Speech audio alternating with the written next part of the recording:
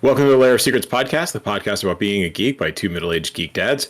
I'm Ken Newquist, and I'm playing entirely too much Lego Star Wars.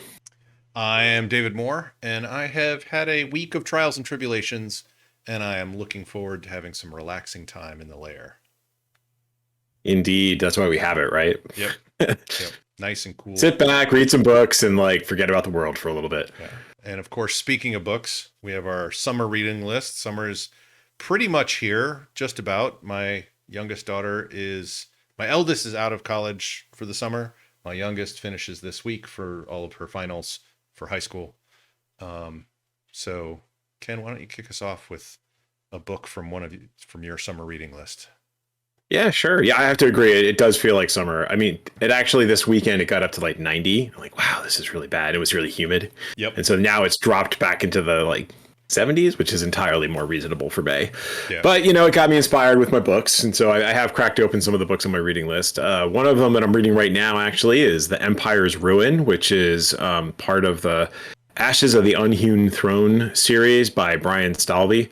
It's a follow-up to his Chronicle of the Unhewn Throne, in which this empire tries to survive against conspiracies from within and enemies from without, and an ancient threat, return to dominate the world. Kind of familiar fantasy tropes. He does a really great job of world building. The main characters from the empire are like three siblings. There's a son who is basically set up to be the next emperor, who's been raised by these monks so he can perfect basically a very calm mind. You have another one who's gone off to join the Kettrals, which is this elite squad of soldiers that fly giant birds, and they're basically your special operations unit, right? Yep. And the last one is the daughter, who is training to, I think, to be the minister of finance or something like that.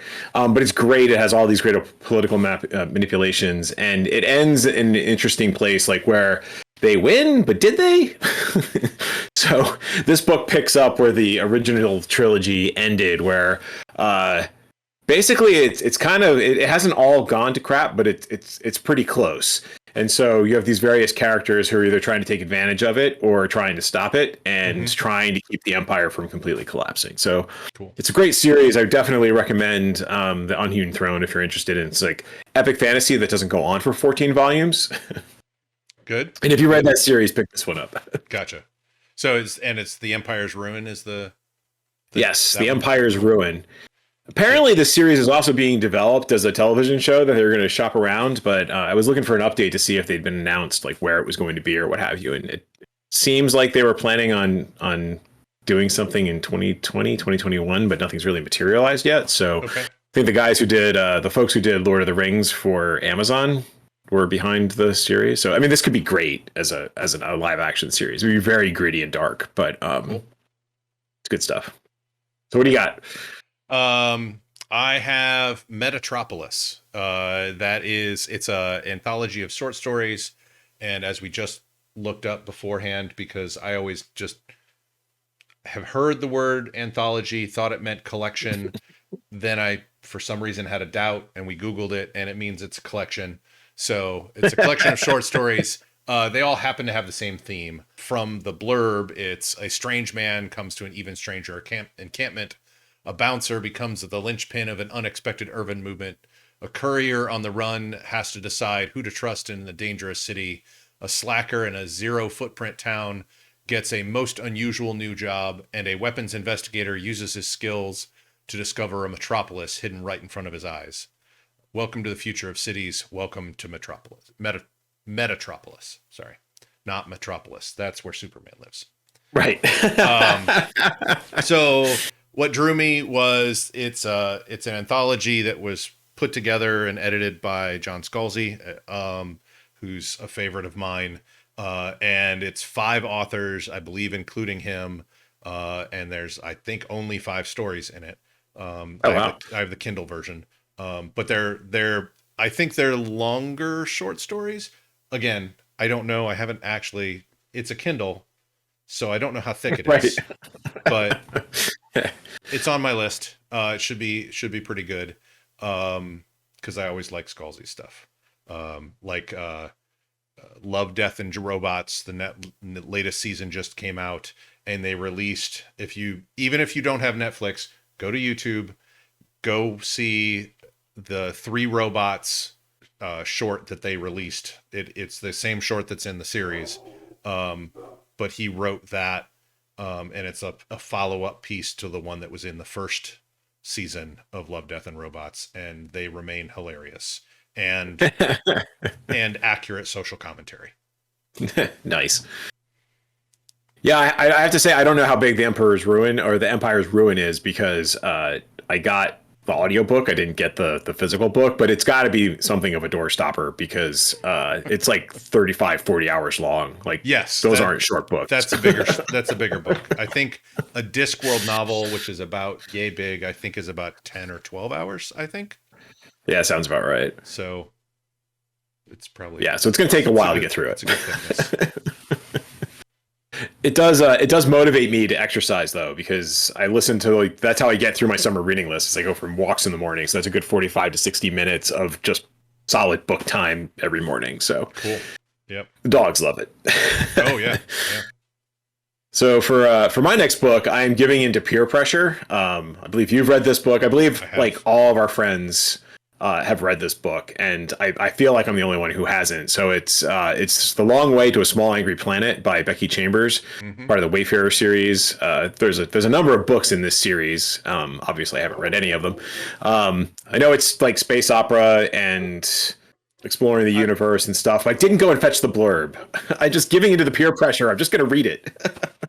I would classify it like one of the things that drew me toward it was our friend Natalie. She said that it was kind of like Firefly, which is that's always a good thing for me.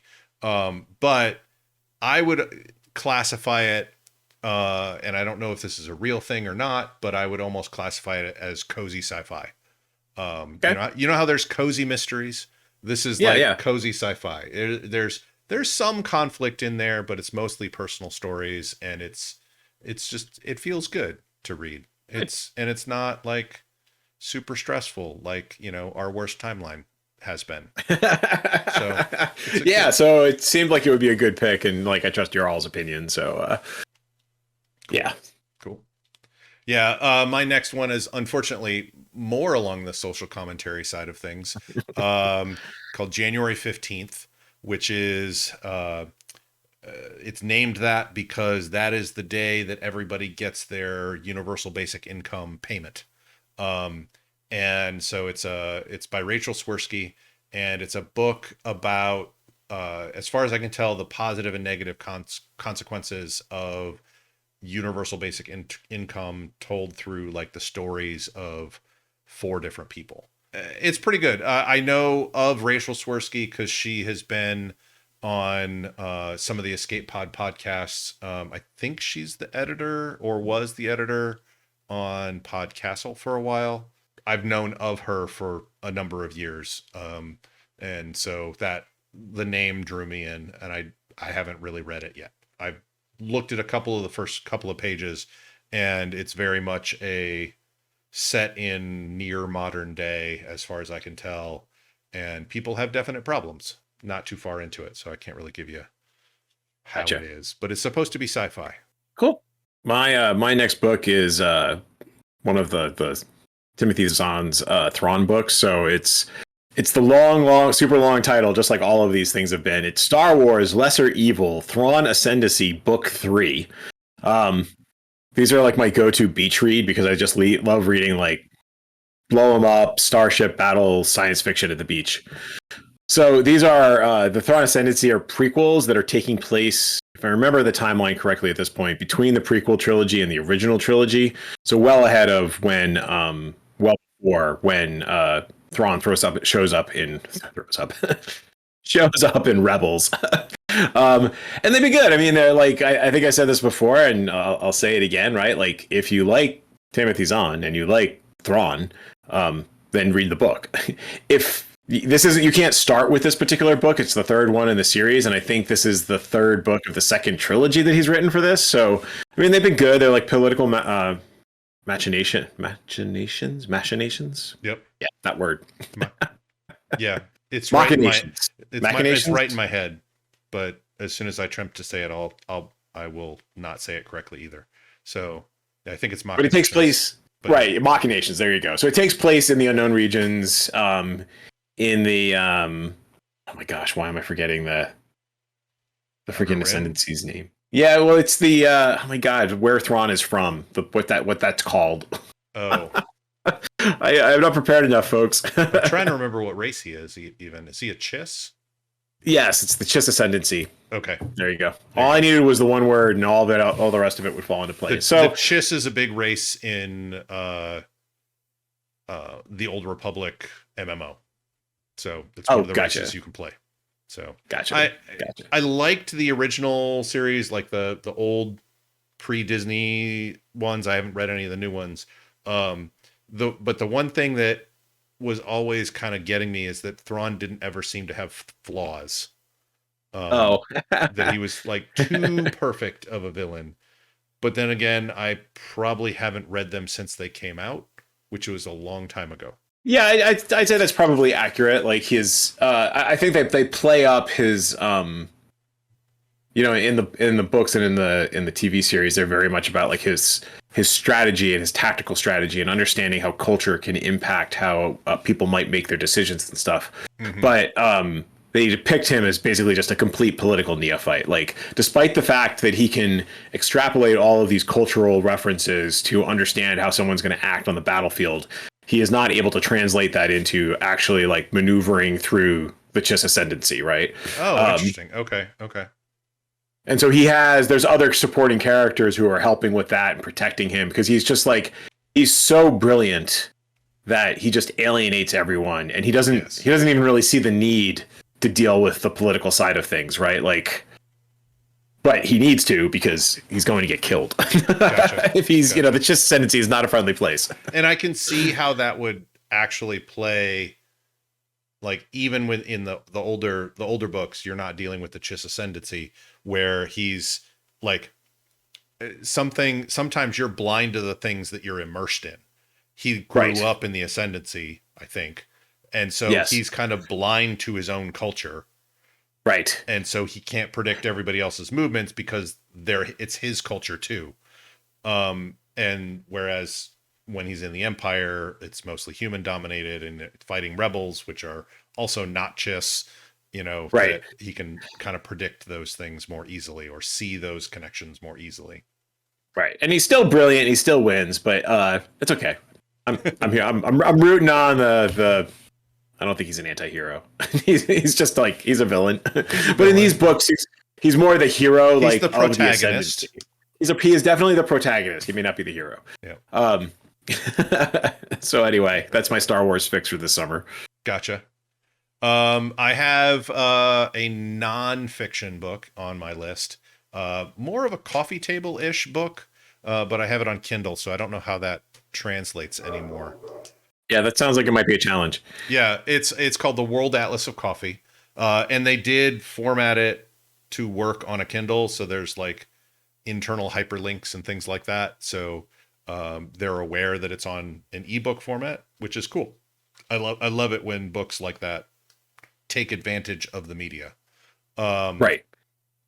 It's the World Atlas of Coffee by James Hoffman, who's if you are into coffee and watch YouTube, you probably have seen his videos. He's a British guy. He has a great manner and voice and really knowledgeable about coffee. I believe won the World Barista Championships at one point. And so it's like talking about coffee from around the world. And because Isleen is now a barista at Starbucks, has even before being a barista at Starbucks, has liked coffee and some of the coffee culture, which is why she became a barista at Starbucks. She's also interested in this book as well. And so I thought this would be a cool book for the two of us to read. So also James Hoffman is the developed based on all the other AeroPress techniques that he has seen, had developed his quote unquote perfect AeroPress technique, which is the James, I would say it's the James Hoffman AeroPress technique, because he would fully admit as well that there are other techniques out there that work very well as well. But that's the one that I use when I make coffee using the AeroPress. So And there might need to be a segment at some point because I can't say that I have ever actually researched it. I have a thing that I do. Yeah. Yep. I mean, there's the directions that come with the AeroPress. And, I don't do that. And then there's a couple of other ways that other people make it. In fact, Isleen found a way to make quote unquote espresso with the AeroPress. It's not really espresso, but it is a very strong coffee with some crema, depending upon how hard you push. Gotcha. And how fresh the coffee is. But you do grind it as fine as you can, which is the way that espresso is made. Right. You use a lot less liquid than a normal cup of coffee, and a lot more about as many grounds, I think, as a normal cup of coffee. But it becomes a very strong cup of coffee, and she uses it to make milk drinks. So it doesn't have to be like super high quality, because it's going to get drowned in oat milk and other stuff like that. Right. So give it a coffee flavor. So yeah, I gotta say, like, my morning coffee during the summer is a critical part of my reading list, because just kind of go out onto the back. Once the temperature gets up a little bit, like it's still like, I don't know, 50 degrees in the morning. Mm-hmm. It's just a little too cold to be sitting outside without, like, multiple layers on. Yeah, if you're gonna sit and read a book. Yeah, I did that this week. I actually did a little bit of journaling this week. When my life hadn't gotten turned upside down for a few days there. But like for a couple days in a row, I got up pretty early, especially for me, and just went out on the porch with a cup of coffee and wrote some journaling stuff, because I saw Neil Gaiman live when he came to Butler, and he one of the questions was like, how do you like, do you have a process for your writing or something like that, which is a standard kind of author question. And I was kind of impressed that he actually did it, because he knows that there are new authors in his audience.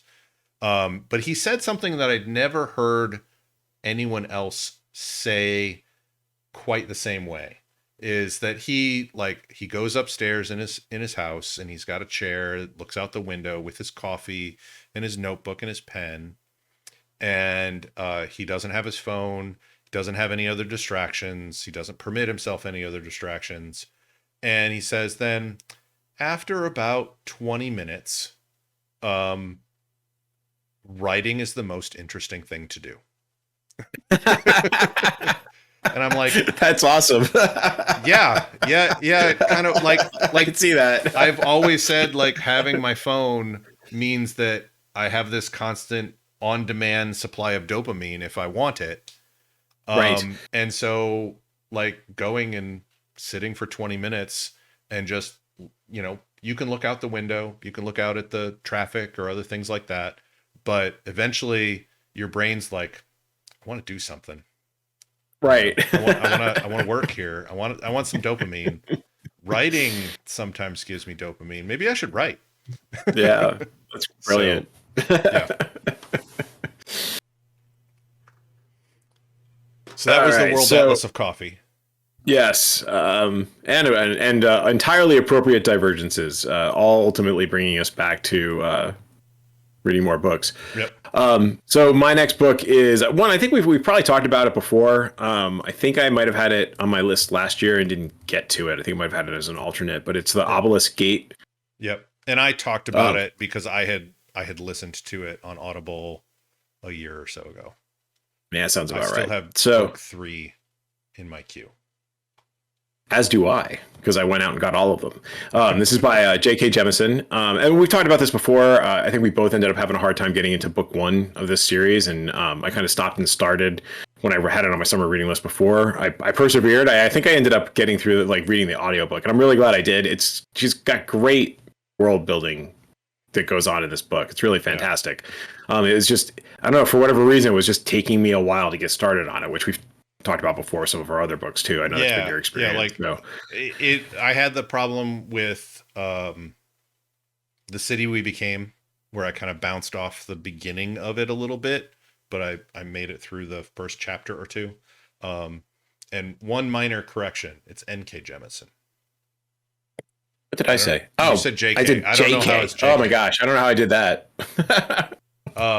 But it's yeah, like I have enjoyed both of the books so far.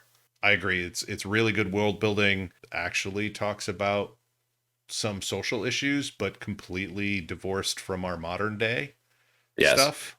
In a way that I liked. One of her short stories, Emergency Skin, was a really, really good listen as well. So if you want if anybody out there wants to ease into her style of writing, pick up Emergency Skin. It's short, but it's really evocative. The first book is the fifth season, if I remember correctly. Yes. Now, second guessing myself, but yes, the fifth season, and it's about basically you can't even call it a post-apocalyptic world. It's like a far future world where multiple things have gone wrong. The fifth season is basically like you have your normal 4 seasons, and then the fifth season is just something terrible happens, like acid storms, earthquakes, like something that lasts long enough to be considered a season. And so it's dealing with the consequences of that. There's these people who have powers and how they're treated by society and their role in society. And it was great stuff. And so in this book, we find out what happens to it. I understand from the blurb, we understand what happened to a certain celestial body, or at least it teased that we might find out what happened to a certain celestial body, which, I don't want to give too many spoilers because it was a fun part of the first book. But in any case, I'm looking forward to reading it. I read A Wizard of Earthsea, I don't know how many years ago, before my kids were born. So more than 20 years ago. I don't really remember it. And so I figured now is a good time to reread it.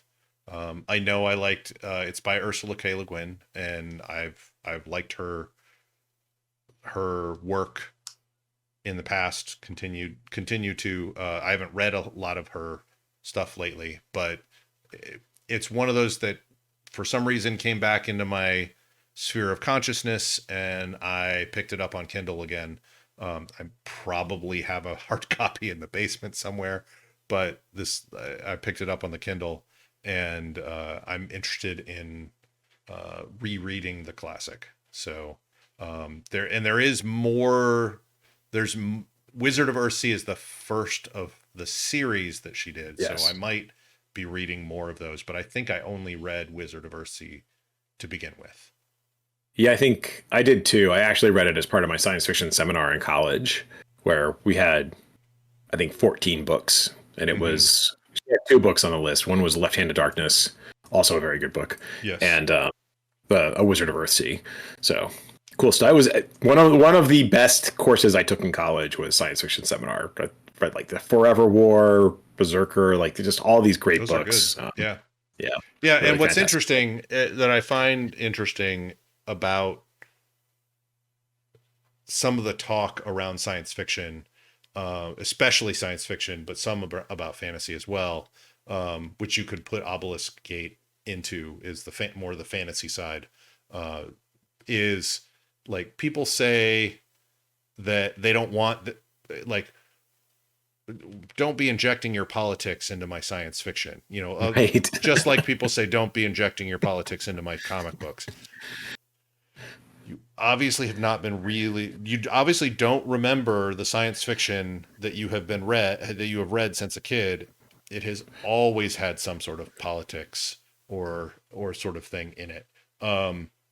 It may not have been the entire focus of the book in some ways, but like Left Hand of Darkness, if you read it, you could read it and it's a really neat story. But Left Hand of Darkness could also be read in more of an allegorical sense, or a sense of like, well, what if I remember, like, what if it wasn't aliens? What if this was all just humanity?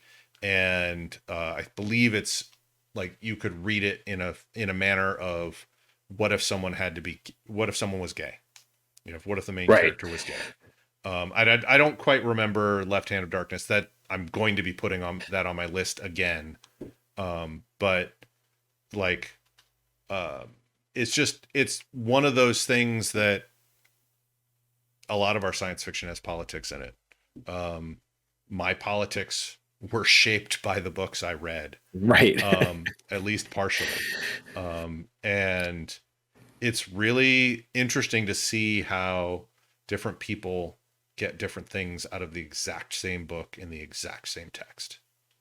Yeah, and in today's world, I mean, the Left Hand of Darkness. I remember reading it. I know that like gender plays a major role because the civilization has a gender where people pass through three different states of gender. I think like they only ever use like a male pronoun, but um, it was interesting in that. Like it was just Yeah. it was a great book. Like and like what were the impacts for society and and what have you. David Brin wrote a book called Glory Season, which was about which reminded me of that, which was involved people who could be basically you were either a clone or you were born the old-fashioned way, and the culture differences between basically you have these lines of clones that have raised that have come into existence, but there was also still this need for genetic diversity, so people still did it the old-fashioned way, right? So Right. it was anyway, it's great stuff, and there's all these great like themes in it, and like you say, like there's the politics. Yeah. I So even remember like a Heinlein book, which Heinlein's not always looked upon in a favorable light nowadays because of some of his views. But I seem to recall, and I believe it was a Heinlein book, where like it's just a minor scene, but like the main character meets a person who is a woman or a girl who a year ago was a boy, and they don't talk, and it's like they just kind of do that. Like it's like yeah, it isn't even it definitely does not go into the psychology behind things of it, but it was one of those things of in the future science can do a lot of things. So if someone wants to be a woman and then transition to be a man and then transition back to be a woman, that's okay, and it is now socially acceptable. yeah. Heinlein had a fair amount of that going on in some of his later works, and like the moon is a harsh mistress. It's a book of revolution on the Mars, and it's like an anarchistic capitalist society, but it kind of like goes into like, okay, what would that look like? What does it look like to have a revolution on the moon? And what happens when you realize that your resources like you're perpetually running down? And what does that mean if you that means that this is the end of your civilization in a couple of years if you don't take action, right? Mm-hmm. And there's this like your friend computer who's doing all the projections all the time. But it's some interesting stuff to like go back and read. It doesn't always update well or like age well, but Right. in any case. We've grown as a society, I hope. Yes. So like if he wrote it, like if he was alive today and was writing today, as he was writing those books then, I think they would, I don't know how they would turn out, but I would hope that they would turn out a little more sensitive to what we accept now, but also he was kind of ahead of his time in that sense. But again, Yeah, you can also do there's some straight up problematic bonker stuff. Yes, he also does some straight up bunker stuff. So, but in any case, Again, like I said, there's politics in there. There's weird stuff. It's whatever. yeah, On the lighter side, but also probably has some social commentary in there. But it's definitely on the lighter side. I have Wintersmith by Terry Pratchett, which is more Discworld. I believe it's part of the Tiffany Aching Witches series. There's like 5 of those or so. And I managed to read them out a bit out of order. I read, you're supposed to read like We Free Men, Wintersmith, and then I Shall Wear Midnight. And I read I Shall Wear Midnight, and now I'm reading Wintersmith, and I think I'm going to read We Free Men. So I'm going to read them in backward order. But that's okay, because it's Discworld. yeah. And yeah, and I had just finished. What did I just finish? The Weird Sisters, which is way before Wintersmith, which was really funny because it was basically there's a whole bunch of Shakespeare type plays that he uses as fodder for a lot of the stories and stuff. Like the main story is basically Macbeth, in it. Okay. There's with the whole, is this a knife I see before me? And the guy who kills the old king can't wash the blood off of his hands. Although that Right. in Macbeth, that was the wife. And then in this, he can't. And so he's constantly scrubbing his hands, and he's like, I keep seeing blood come out of my hands, and I'll get a wire brush. I'll scrub it off with a wire brush. And by the end of the book, he has basically a stub for one of his hands because he keeps trying to get the blood off. Of course, not realizing it's his own blood at this point coming out, but Right. that's how psychoses sometimes are not, at least in books go. Right. But it seems cool. I'm looking forward to it. I'm probably gonna read a bit more serious of a book, and then I'll go dive back into Wintersmith. None of these books that I've been talking about are going to be read in order. But we'll see. So you have a list of things coming up. Yeah, I do. So I have been reading Hellboy and BPRD for years and years and years. And I have finally, I'm caught up. There are so many graphic novels in both of these series because it's been out for years and years and years. And I just developed this interest and enjoyment of horror comics and reading horror comics during the summer, right? Like I go to Lake Champlain and we hang out with our friends on an island, and you sit by the campfire and you read Hellboy, and it's good stuff. So I'm caught up though. So there's still occasionally a Hellboy book that comes out, or a BPRD book that comes out. Well, actually, I think BPRD may be just done at this point because it was pretty conclusive where it got to. The world is not in a great place. Okay.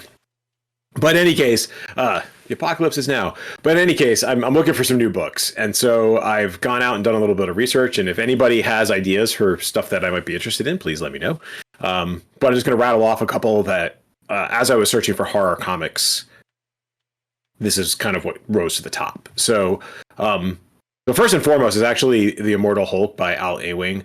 It is fantastic. I think I've talked about it before. It's basically just classic horror comics from the 50s or what have you, updated to the modern day with the Hulk coming back from the dead, and he can't stay dead. And there's this green door that if you pass through the green door, there's these transformations, and Gamma is just kind of this corrupting, all-powerful, somewhat mystical energy that just messes with people. And it's a fantastic read, but I finished it. So it's at the top of all of the modern horror lists, horror comic lists, right alongside Hellboy and BPRD. But it's a great, I might reread it. It was so good. But cool. But anyway, it was good enough you put it on the list, even though you've already finished it. Yes, I would definitely. And, if people say, oh, Ken, you would love The Immortal Hulk. I did. It's fantastic. You should read it if that's what you're in the mood for. Obviously, all of these things are if you're in the mood for it, because they are horror and they can be kind of dark and what have you. So, if you're looking for popcorn books, this isn't them. So one of them is that was also recommended. It was Something is Killing the Children by James Tynion the fourth. The blurb is the children of Archer's Peak begin to go missing. Everything seems hopeless. A few return have terrible stories, and then this woman Erica Slaughter shows up. She kills monster. She kills monsters because that's what you do. Which seems like something. I don't know how if it's. I don't think it's Buffy-esque, but Monster of the Week. I love that kind of stuff. I was really into Supernatural for a while, so this sounds like it's right up my alley. Yep.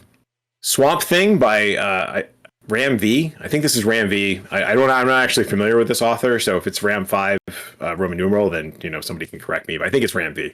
And so basically, it is there's a new guardian of the swamp, and this person is thrust into a harsh, unforgiving mystery of grisly murders committed by a supernatural desert legend. And so the main character is Indian, and he must revisit his past events in his homeland of India to face the deadly reality of a new villain. And sounds cool. I mean, I've read a little bit of Swamp Thing here and there, but not the real good horror stuff. So I think that might be a good addition to the list. And then the last one is I was just going to say that the last time I read Swamp Thing was when I was reading it when it first came out, before the whole Guardian of the Green and the, what is it, the Council of the Trees Okay. or something along those lines. I only learned of those like through Batman the Animated Series. Oh, see, I don't even know. Like, I suppose my knowledge of it comes from Batman the Animated Series and the Swamp Thing movies from like the 80s, Right. Yes. Of course. which were not particularly horrific. Particularly good or horrific. Well, Yeah, so they may have been horrific in terms of their quality, but yes, I mean, I seem to remember enjoying them as a kid, but so this is not that. Yeah. But it's gotten great reviews, and I occasionally venture into DC land. I'm a Marvel guy, but I'll read some DC. The last book is the Me You Love in the Dark by Scotty Young, and it's an artist named Ro retreats from the grind of the city to an old house in a small town to find solace and inspiration without realizing the muse that she finds within is not what she expected. And the tease says fans of Stephen King and Neil Gaiman will enjoy this beautiful, dark, and disturbing story of discovery, love, and terror. Which okay, haunted house, I'm down with that. Cool. Yeah, I heard about that one, but I have not actually picked that one up or anything like that. So I think one of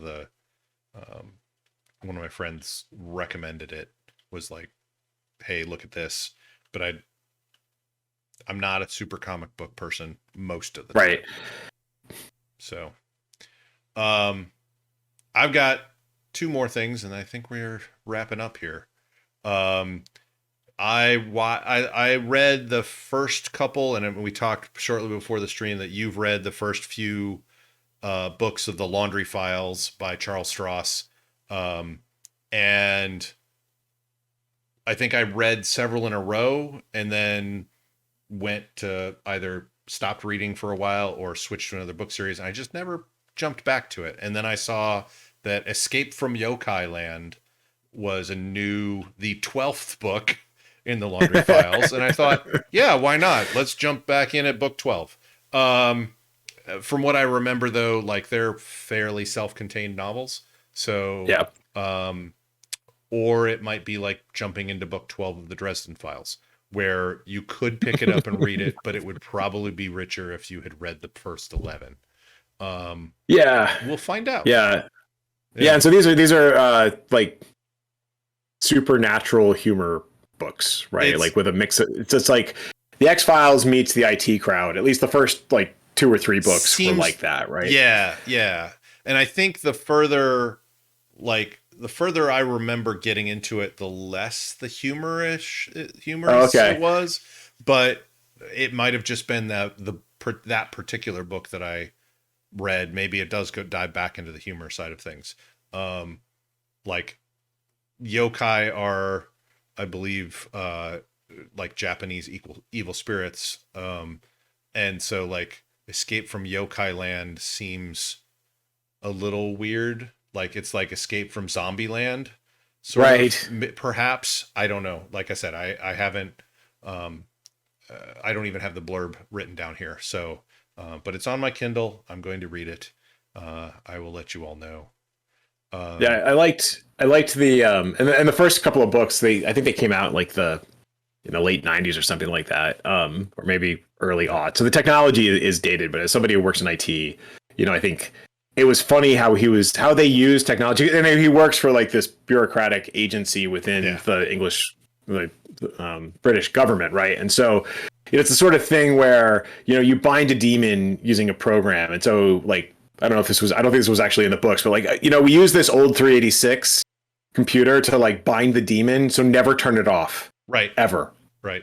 Don't install any updates. Yeah, it must run the way it is forever. Keep it plugged in. Wall the room in. Yeah. And that's not going to work forever. Right. It's likely setting up a plot for a future book.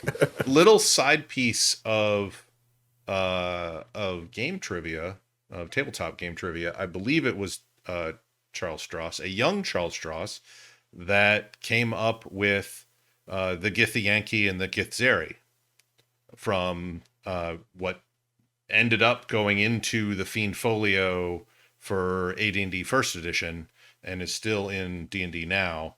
They originally came out, I think, in White Dwarf magazine over in Britain. Yeah, something like that.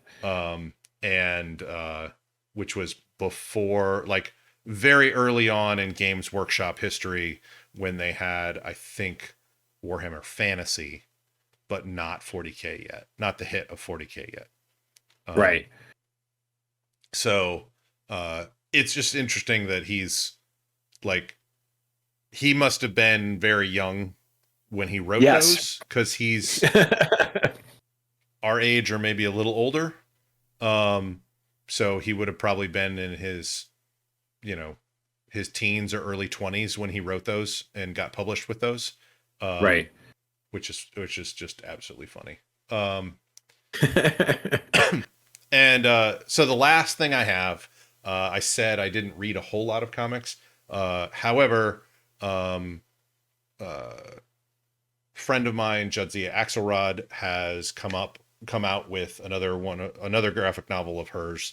The last one that I read was, I believe it's The Battle for Blood and Ink. It's somewhere on my shelf over there. This is it's Galaxy the Prettiest Star. It is a Marvel book. No, it is DC. It is a DC book, because it is in universe with Superman. Okay. Superman doesn't show up in it, but Superman is referenced in it. So Galaxy the Prettiest Star is an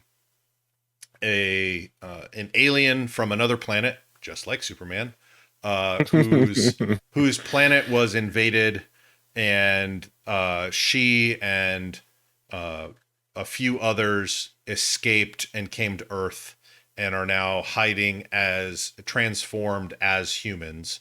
And so she is a human boy going to high school, and in hiding from the people that took over her planet. And it's not a story about that's the backdrop. Gotcha. You don't meet those, at least in this graphic novel, those people don't find them. But it is always a threat there. But it is basically about, being in high school, not being the person that you truly are. And basically finding out who you truly are, finding the people that accept you for who you truly are, and being a badass proto superhero.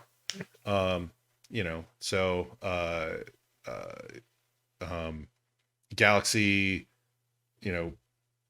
meets someone else who's from Metropolis. They moved away from Metropolis, and moves to her town. And it's a whole thing of like how they get